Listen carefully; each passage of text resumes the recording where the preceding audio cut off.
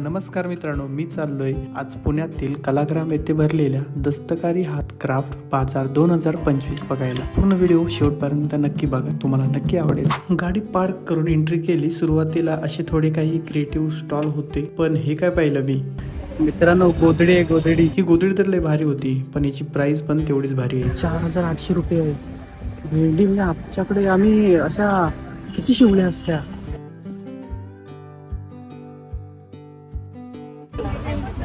किती 12500।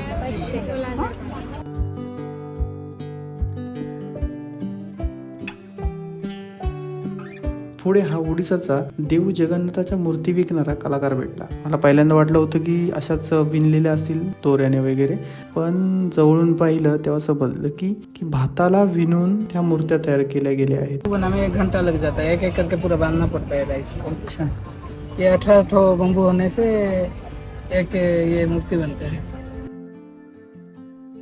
मित्रांनो, ही आहे ना गोधडीवरती छत्रपती शिवाजी महाराजांची प्रतिमा विणलेली आहे। काय भारी क्रिएटिव्हिटी आहे ना। आतमध्ये 101 असे अतरंगी स्टॉल बघत असताना बाहेर सनईचा आवाज झाला। हा आहे पश्चिम बंगालमधील छऊ डान्स। आपल्याकडे जसं दशावतार असतं ना, तसाच पश्चिम बंगालमध्ये हा डान्स केला जातो। यामध्ये देव आणि दानव यांचं युद्ध नृत्याच्या माध्यमातून दाखवलं जातं।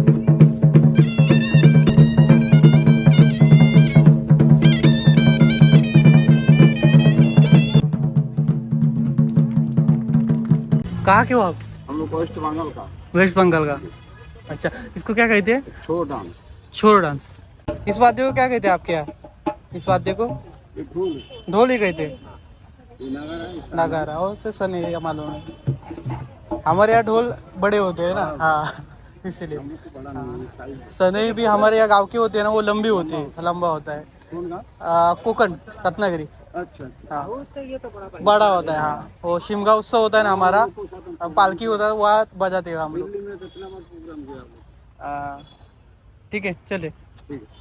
इथे सर्व काही युनिक आणि क्रिएटिव्ह आहे। अगदी अंगावरच्या कपड्यांपासून ते पायातल्या चपलेपर्यंत, लहान मुलांच्या खेळण्यापासून ते किचनमधल्या भांड्यांपर्यंत, पितळेच्या वस्तूपासून ते चांदीच्या नेकलेसपर्यंत, मातीच्या वस्तूपासून ते काचेच्या शोपीसपर्यंत, कपड्याच्या बॅगांपासून ते लेदरच्या लॅम्प कवरपर्यंत, पारंपरिक नृत्यकलेपासून ते सांस्कृतिक संगीतापर्यंत, एकूण एक गोष्ट इथं युनिक आणि क्रिएटिव्ह आहे।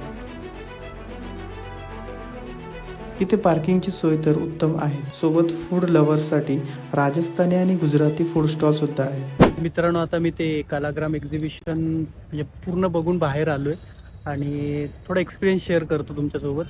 म्हणजे आत्तापर्यंत जे मी पाहिलं आहे ना, म्हणजे याच्या आधी मी असा कुठेच एक्झिबिशन पाहिलं नाही, एवढा हाताने बनवलेल्या वस्तूंचं किंवा अशा प्रकारचे कला प्रदर्शन, क्रिएटिव्हिटी।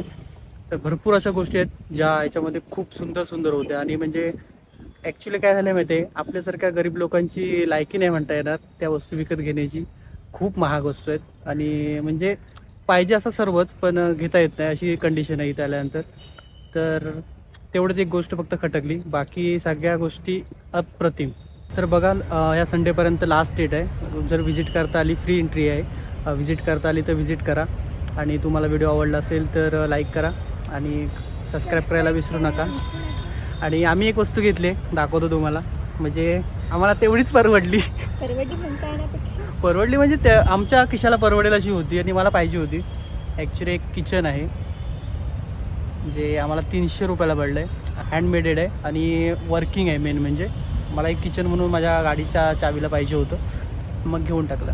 बाकी आहेत त्या प्राइजेस मी तुम्हाला मध्ये मध्ये दाखवेन। आणि त्याच्यामध्ये मला एक आवडलं ते म्हणजे छत्रपती शिवाजी महाराजांची जी गोधडीवरती म्हणजे कारागिरी केली होती ना, ती एक सुंदर होती। आणि त्या गोधडींच्या प्राइजेस तुम्हाला मी दाखवल्या, त्या बघितल्या असाल तुम्ही। आमच्या गावाला म्हणजे घरी घरी शिवतात, पण त्याच्या प्राइजेस एवढ्या असतील असं कधी वाटलं नव्हतं बाहेर। तर बघा, कधीतरी विचार करा आपल्यातली क्रिएटिव्हिटी बाहेर आणण्याचा आणि लोकांसमोर मांडण्याचा। बाहेर त्याला किंमत आहे, एवढंच मला सांगायचं आहे।